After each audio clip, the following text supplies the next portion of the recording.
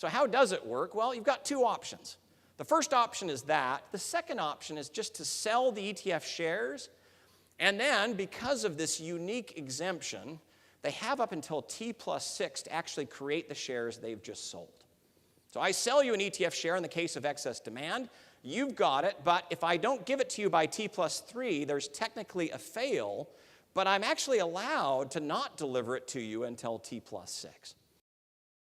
Not creating it, so we've proposed a measure called operational shorting. And to give you a sense of what that looks like, here's the definition from two different sources. So when we first identified this, we thought, is this what's really going on? And we had a hard time getting APs to talk to us about it.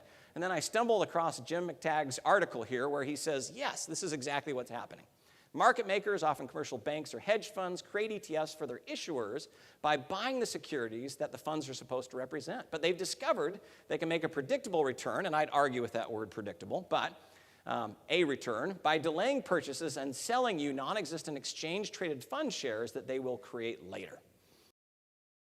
Size, all the other standard controls. We look at this, we feel like our measure is picking up what we think it's picking up. When there's excess demand for the ETF, we're able to capture when authorized participants choose to delay creating the underlying ETF shares. Now, does that relate to the observed short? An example, we found this in SEC as we were researching this, trying to figure out how this works, and in a response letter to the SEC. This is an example of an ETF called XRT. XRT is, as probably many of you know, is a consumer retail ETF.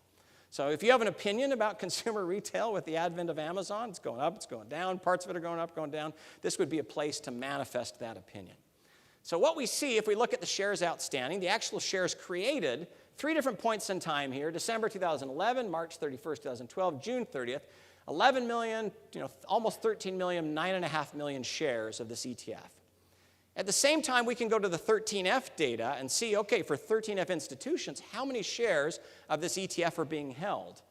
Well, over those same time periods, there were 77 million shares held, 75 million shares held, and 64 million shares held. And so you think, well, how is that even possible? There's only 11 million shares, but either operational shorting or rehypothecation of those shares means they have been given again and again and again. This is